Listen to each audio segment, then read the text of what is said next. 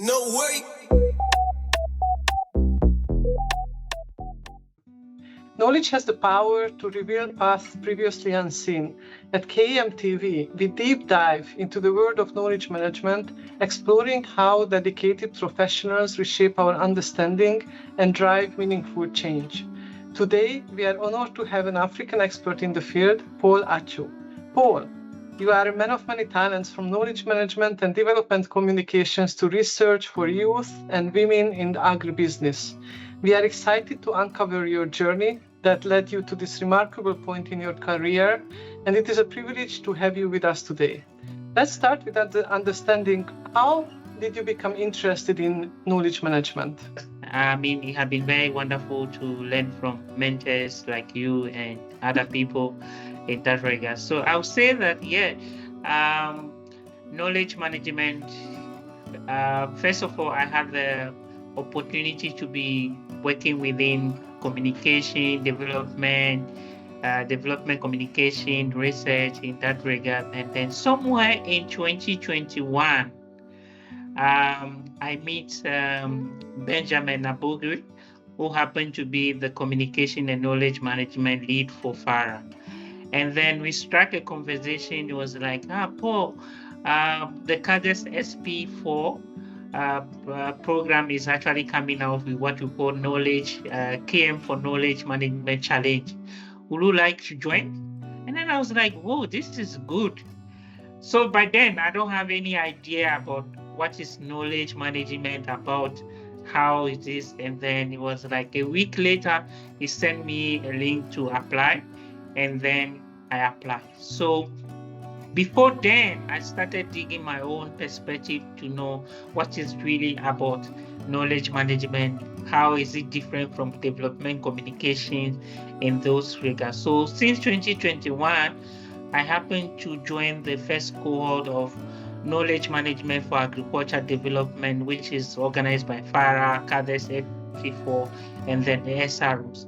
So I happen to be the part of 21 young people from Africa who joined that first cohort. So within the process, we have, lectures from Professor Andres, other people, Sarah, and then all those stuff. So during that process, we have learned a lot from the knowledge perspective, how to capture knowledge, how to even disseminate knowledge, what are the process involved. And then successfully throughout the program, we have been able to come out, or our team have been able to come out with what we call the knowledge agenda for Africa.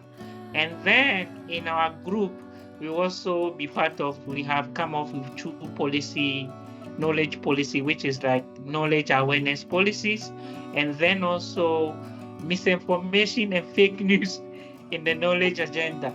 So in that process, and then as a team from Ghana, and then we are 3 participants from Ghana, that also help us to develop what you call the national knowledge agenda for Ghana within the agriculture space. So for me, after we have successfully graduated from the program, I was like, oh, what next? So I begin now to learn and then also see the opportunities within the knowledge management system. So out of that course, I think I remember like myself, Elizabeth from Uganda, who were always talking about knowledge management. So I think that's from 2021, that's the beginning of the knowledge management perspective in that regard. I would say that's where the journey starts from, in terms of even hearing the knowledge management, knowledge agenda, and all those stuff. Yeah. Congratulations on being on such an important program, and at a young age as well. What was your favorite part of the program, or what is your favorite bit of knowledge management? I think one of the key favorite part of the knowledge management is that where we all begin to understand that knowledge cannot be resistant in one person. We need to keep sharing knowledge. And then in that regard, in the whole process, I become somebody who's keep tweeting about knowledge, anything we learn, and then all the colleagues have become now have been calling me Mr. Twitter. So I think I think one of the favorite aspects that I have learned about that program is basically about how effective do we co-create knowledge and how do we design knowledge. And as a group collectively we have been able to do that, and I think that that's one of my aspect in terms of co-creating knowledge and how do we co-create, how do we disseminate it, and how do we even formulate it, bring it idea in that perspective. Yeah. It is very interesting to me that you also mentioned misinformation and fake news. What are the things that happen that you need to deal with in this area? So one of the key things that we realize that within the agriculture space, not just within the agriculture space though, but there are misinformation and then fake news within the agriculture space, and that's replicate in terms of, for example, if we wanted to engage and have a sustainable agriculture in terms of rejuvenate soil health, most people say that this chemical is good, and how do you use it? And more often time you have people who are focusing more on agroecology perspective. So then it become a conflict, and people will be like, yeah, when you use this chemical, it help you to have a productivity of the crop that you want.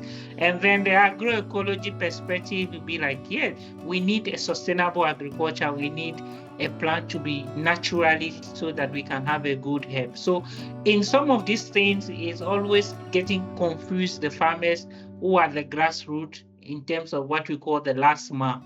So in that, we believe that in our agenda, we believe that there's a need for organizations to be able, within the research organization or within the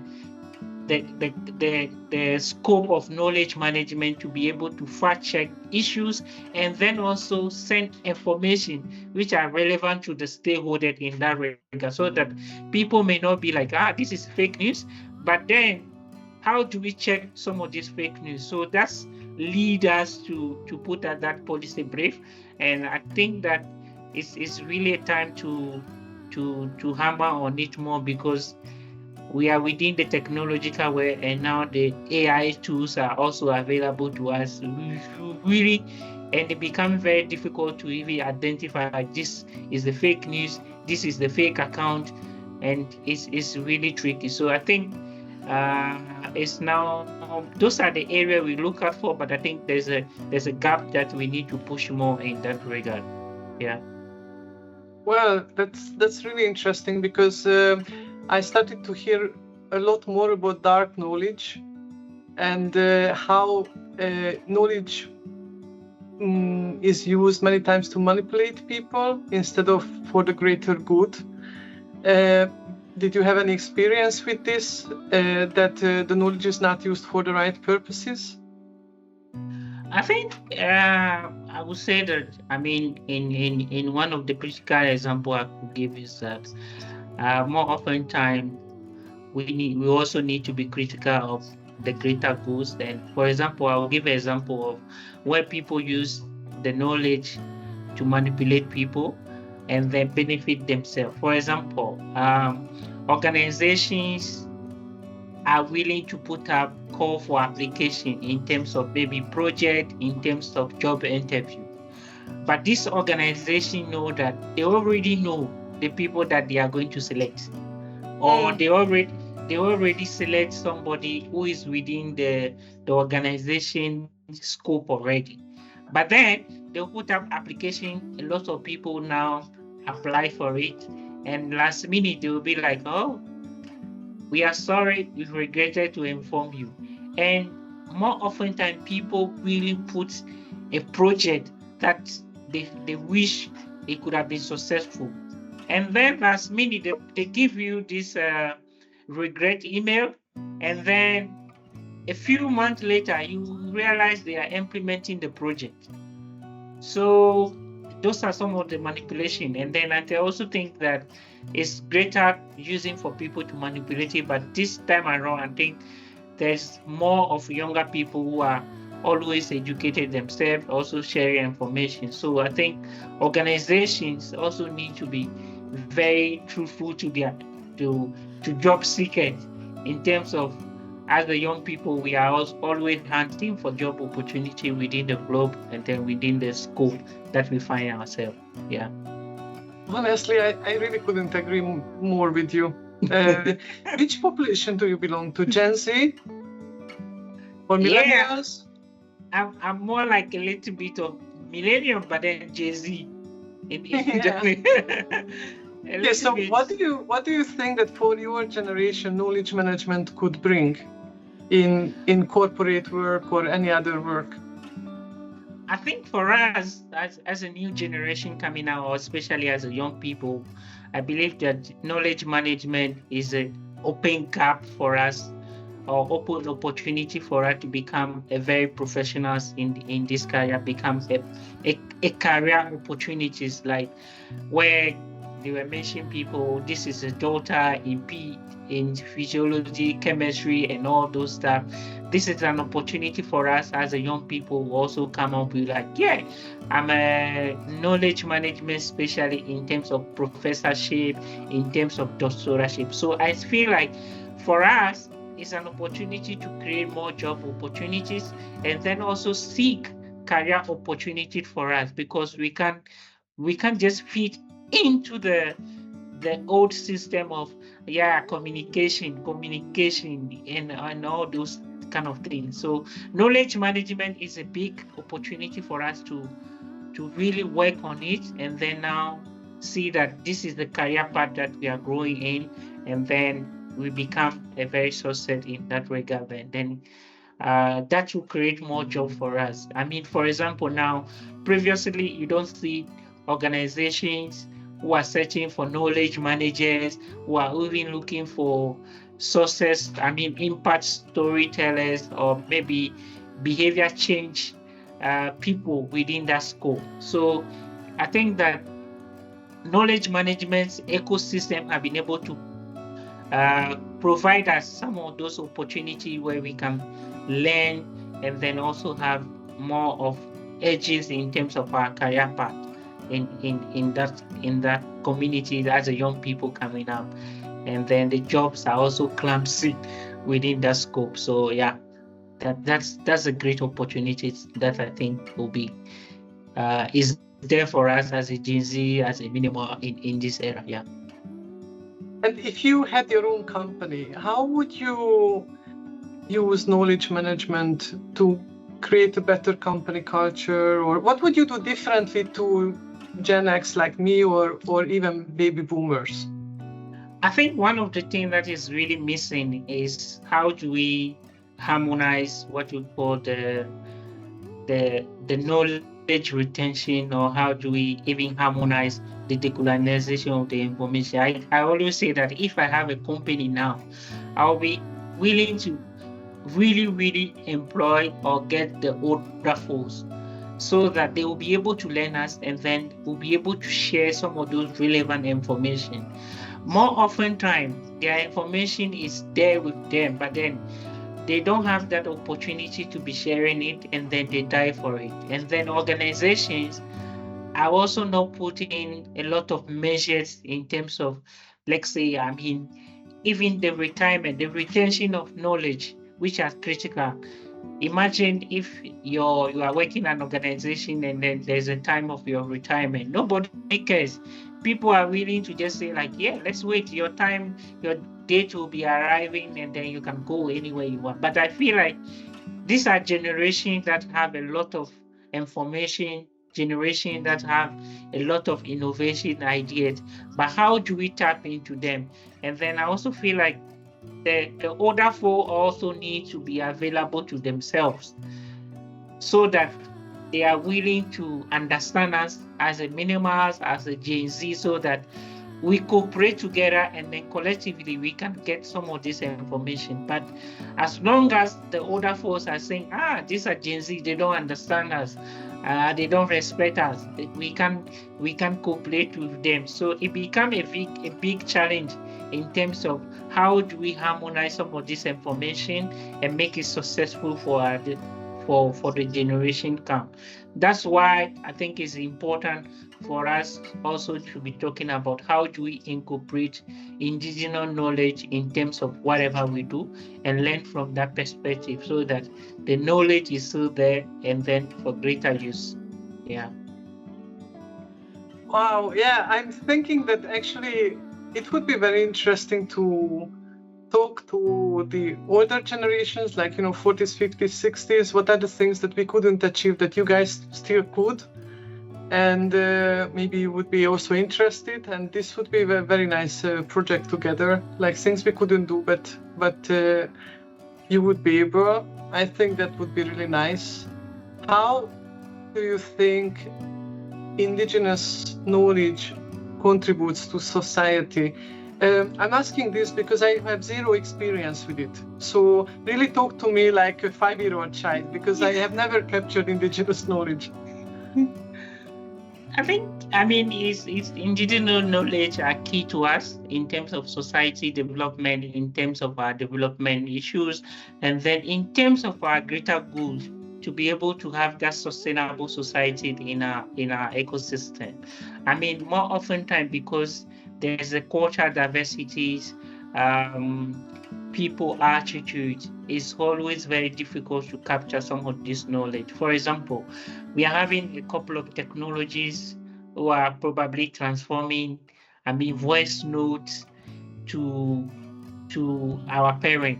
For example, our parent don't even know how to do WhatsApp voice note. Some of the parents, you teach them like, you need to press here and then do the voice note. And every day they keep sending you a voice note.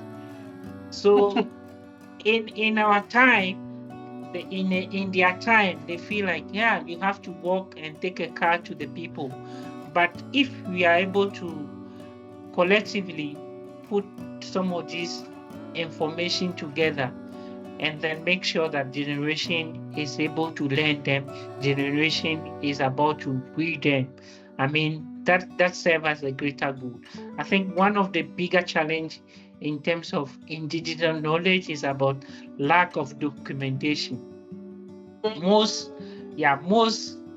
people within our culture setting, within our various communities, it's just a verbal thing. This is how we do things. 1, 2, 3. This is how our community does things. But because they are not able to document them, we now have a challenge. If you go back to the villages or our communities, we're like, this is how we do it. But you now have to understand them, and then you are now telling them, this is a new way we used to do it. They will be like, let's try it. The moment they try it, and then we're like, this is an opportunity, let's continue. So for me, I think that it's time to balance it, but then also to advocate more in terms of how successfully do we document some of this indigenous knowledge. And then it helps us to retain information, and the information available for us to be sharing, and then continue learning in that perspective. Is it difficult to capture indigenous knowledge? Because as far as I know, Africa has so many languages. So it's not that easy to capture it. And I guess that it should be captured in the original language, because this is what contains most of the tacit knowledge part, and not English and French. It can be translated later, but we should capture everything in the original language. Like, am I seeing this correctly or not? Yeah, now most of people are capturing them I just realized that in Ghana, one of the female, I just forgot the name, one of the female student or professor just write her whole thesis in one of the PhD thesis in one of the local languages. So it's time to I mean, to be able to promote some of these things, but also, I mean, we can't do away with technology. Technology is here to help us, even though we want to capture in terms of that taxi knowledge, to capture the vivid of that knowledge within their local languages. I mean, why not? Technology is here to help us, and then we are ready to embrace it. So if technology can help us to be able to capture it without, I mean, deform it in that perspective, why not? But I think that there's a need more to do more of education in that regards, where people need willingly to be able to be ready to document some of this knowledge that come and support us in terms of our career in knowledge management in that regard. What kind of technology or software do you use now in your day-to-day work? I mean, there are a lot. I mean, there are a lot. I use Jamie. I use AI to like ChatGPT, and there are a lot of them. I mean, when I just update my laptop, I see a lot of them. But then those are just help me to be able to craft my own ideas, but then also put myself together in terms of what is available for us. But then I think that there are a lot ChatGPT, other Jimmy, and then a lot in that regard. But I think that um, it helps us to be able to navigate in terms of ideation. It also helps us to navigate in terms of what we foresee. But then we can't completely say that this is it, we can't use it, because at the same time, if you are not using your brain, I mean, you can't do anything in that regard. So it helps us to have what we call the soft life a little bit, but then we also need the high life a little bit in that regard. In that regard. When you talk about youth and women in agribusiness, what are the knowledge management topics in this area? So, for example, in agribusiness and then agriculture, in terms of knowledge management, we are looking at how do we diversify in terms of inclusiveness of knowledge management and gender gap in terms of some of these issues. And then we are also talking about in terms of land tenure. We are also talking about in terms of soil and then soil management in some of this area. But more importantly, we are also talking about what are the policy gap in terms of youth perspective. As a young people, how do we navigate our way into the agribusiness or agriculture, or how do we even navigate the policy orientation in terms of our agri-tech issues and creating some of these job opportunities around, and then the startup. So for me, I think there are the more critical issue for young people is about the gender inclusivity of the agriculture sector, the land tenure issues, and then the policy framework in terms of how do we navigate and how do we go around the taxation or even infrastructure in terms of for us as a young people in the agriculture space. Okay. And you also have been researcher of this topic. So what are the issues that you would prioritize in these areas to resolve? For me, I think one of the key research area is probably not to just do research in terms of just doing research sake, but then in terms of how do we climatize in terms of the environmental health, environmental issues, climate change issues, but then how do we navigate, what are the solutions in terms of that? Because and then also how do we work towards ending zero hunger, because we know that in Africa or in our various countries, poverty is really, really real.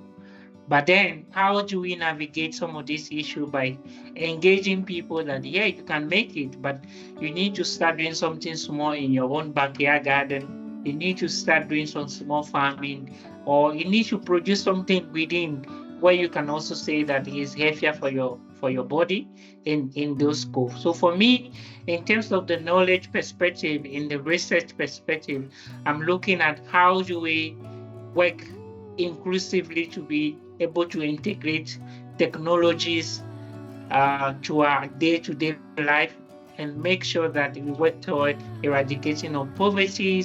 But then how do we also have a sustainable land for us as a young people? Because for us, we don't own the land. And this land issues or land policy have been there. But as a young person, you can't just walk into this space and say, I'm holding the land. But what are the policy formulation that will help us as a young people to be able to own some of this land and then start doing something on our own? Because we don't have the money, we don't have the cash to be able to go and do some of these things, but we continue to push. But more importantly, we need to create that awareness in terms of how do we diversify the result from the research, and then make sure that it's really, really practical in the ground, and then people begin to understand, especially what we call the last mile, to be able to understand this context. Okay, can you please give me some specific examples about anything that you have been talking about, like gender gap or the land issues or anything that you have been working on and you can see a solution forming, or you raised awareness and how you did it? Okay, so one of the issue that we have been talking over the years, or have been talking over the year, is the gender gap, and then all the land tenure issues. So recently, with the team of YPAD, we have presented policy brief in the COP16 that actually lay out what are the issues for young people to be able to work out. And then more example, for example, in back home, we have I've been able to have this what we call the shared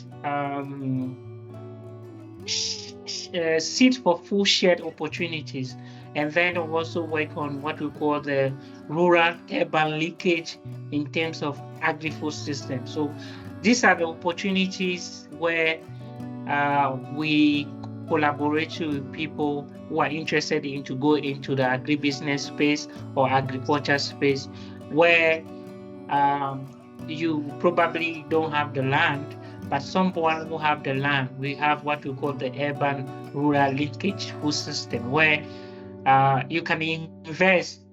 Partially you are a farmer, but then somebody have to farm, or somebody have to give you a part of the land where you can also farm. So those are some of the issues that we are trying to engage the owners of the land, so that they can be able to be releasing some of this land to young people, and then affordable prices, so that young people who are interested in to go into the agriculture or the agribusiness space. I would say that here now is a little bit okay. People or landowners are willing to give us some of this land for young people to be able to work in those spaces. And then we also hope that, now that the government in place to be able to also be championing what we call the agriculture and then industrial park, that will be helpful for young people in that perspective, so that more younger people will venture into the space, so that we can have sustainable food in our own space or available for us, and we work towards the SDGs. Yeah. And how do you meet these young people? How do you organize them in communities, or you go to villages? How? Okay, so I'm also happy to be part of YPAD. YPAD is a young professional for agricultural development. It's a global network that's currently have been in the 35 countries. And then it's a non-governmental organization which is also registered in Germany as well. So we have the country chapters, and this country chapter, I happen to be the country representative for Ghana.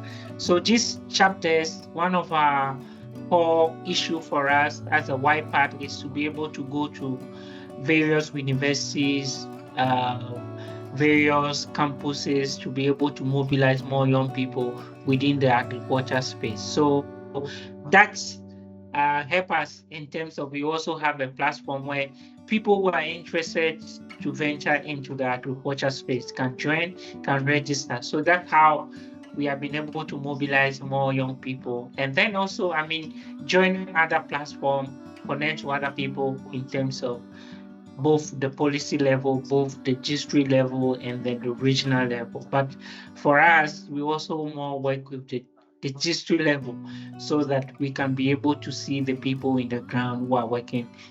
And then that's how we basically connect the young people within this Ah, the ecosystem. Yeah. do you use also social media or not at all?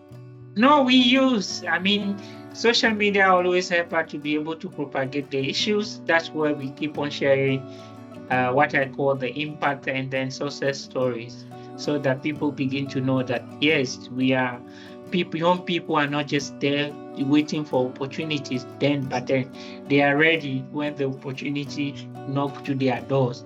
Where uh, most people keep saying like, young people are the future generation, but I keep saying that we are really not the future leaders. We are leaders now. So if there's an opportunity for us, you better give it to us now so that we can keep working on some of these things. So for me, I think social media have been very helpful in terms of propagating our issues, and then in terms of sharing the best practices and also learning the best practices from the people from other countries as well. And what kind of social media do you use? Well, I practically use most of I use Facebook, Twitter, LinkedIn, and then Instagram. So, but then now previously, I mean, I focus more on Twitter, but then now I'm a little bit shifting from Twitter to LinkedIn, and then once in a while, maybe Facebook and that kind of thing. So by me, I mean, so those are some of the platform that I use. But then I'm more visible in LinkedIn, Twitter, once in a while, and maybe Instagram. But the rest of the platform, oh, I don't have much. I don't have much time. Yeah. No, I understand that. Yeah. So, tell me something about farming and agriculture. I was raised on a farm, and agriculture is a very, very difficult work, and I don't think it is attractive to young generations. So, how do you make it attractive? So this is where we come in and say that, I mean, agriculture is a broader context in terms of young people. As a young people, how do you identify the value chain? So you don't just say that I'm going to agriculture for agriculture's sake, but as a young people, to make it attractive, that's why we constantly keep saying that you need, as a young person, we must be able to identify our value chain. So the moment you are able to identify your value chain, know your research work around it, and then get engaged in it, it becomes very attractive, and then you are making your own money. For example, as a young person, it's very difficult to own a land. As a young person, you don't have money to have all the seed to prepare the land and then sow and then grow them and they become a harvest, you go and harvest. But as a young person, you have that opportunity to identify the value chain. Like, yeah, there's a farmers group somewhere here. At this time of the year or at this time of the month, they harvest maybe their okra, their garden egg, their whatever it is. You go back there, talk to them, you buy from them at the farm gate. You then now transport them to the city, whether you are able to add value to it or you are able to brand it in your own, whatever it is, you then sell to your prospective customer. Then now agriculture become very attractive for you. You don't farm, but you are within your value chain. That's why it's always very good. At any young people that I see, I tell them, first of all, you don't just venture into agriculture for agriculture's sake. Make sure you identify your value chain and do the value chain well, because the value chain is big. I mean, it's big. You can get whatever you want to do within the value chain and still be in the agriculture space. So the more key issue is here, young people must be able, whoever is ready to venture into the agriculture space might be able to identify he or her value chain and then do it better. In that regard, we make more money and then they make more attractive to us. But you can if you want to do the hard work, I mean you don't have the resources to do it, and then you'll give up. And more importantly, as a young people, we are searching for opportunities every day. One of the things that is really missing is that young people want to be in farm or want to be in the agriculture space, but you can be an absentee farmer. If you want to go into the farm, you need to be there 24/7. You can say I'm working in my office and then following day I'm going to check my farm. No, you can make it that way. So absentee farmers, no, you can make it. You always complain about agriculture is not good for young people, agriculture is not this. But the moment you identify your value chain, you can make it happen. Because I was thinking that maybe, I don't know what are the main industries in Ghana, but I would guess that, for instance, tourism is another equally interesting opportunity for young people. So how do you, and it is easier in a way that, I mean, of course, it's client facing, so it's always going to be difficult because you work with people. But at the same time, agriculture is really this. You need to be there every day. You don't go on holiday, etc., etc. So, what are the other opportunities for young people in Ghana to work and develop themselves? I think one of the critical issue is that now this day we are seeing younger people most of them are also going to the ecotourism perspective in terms of, I mean, young people or a lot of people are now going to ecotourism in terms of how the nature perspective, bringing people from other diverse countries to be able to experience what is happening in Ghana. And then the nature in terms of the forest, other nature places where people who are willing to go into. So I think the diversification of that kind of things are also going on. And then also, I mean, a lot of young people are also producing more in terms of what we call the buyer and selling perspective of the agriculture perspective. You can see young women, or especially young women, some people are, I mean, buying and selling in terms of what you call the errand for groceries, where people will be the errand for groceries, where you are working 24/7 in your office, but you can't do the grocery in weekend. People are available to be like, hey, you can bring your grocery list, send them the money, you pay some package, and then they go out for the groceries and then they buy everything for you, and then they deliver to you. In terms of, I mean, the delivery system, use the local system to be able to deliver in that context. So for me, I think there are opportunities where younger people are also trying to do, but then we just need the policy framework, the flexibilities, and then effective economics, that kind of thing, so that, I mean, the system is flexible for young people. But some of these things are always ongoing, but then how do we encourage more people to be able to patronize some of these things, so that the people who are involved or the entrepreneur who are involved will also feel like, yeah, this is what we want to do, and then at the end of the day they also make some income in that regard. So, And moreover, some people are also not just doing the errand perspective, others people are also doing more of like cooking. I mean, you can sit in your house and then say like, this weekend I need this kind of soup, I need this kind of food, and then you pay them, and then at the end of the day they deliver to your house. You then now put in your fridge and then start eating. So yeah, yeah, those are some of the opportunities where a couple of young people are also going, but then the flexibilities, and then encourage more people to be able to patronize them, and then we can create a sustainable job in that area. Interesting. Paul, if you had one wish or request to older generations, it doesn't matter whether they are farmers or anybody else, what would be your wish?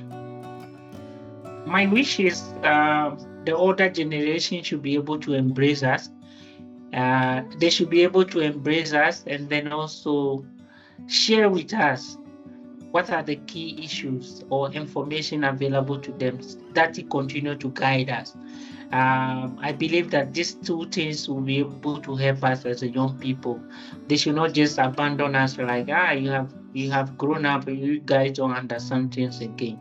I think they should embrace us the way we are, and then keep sharing information, and then also, go back to their root in terms of how they sit each other together and then share storytelling time.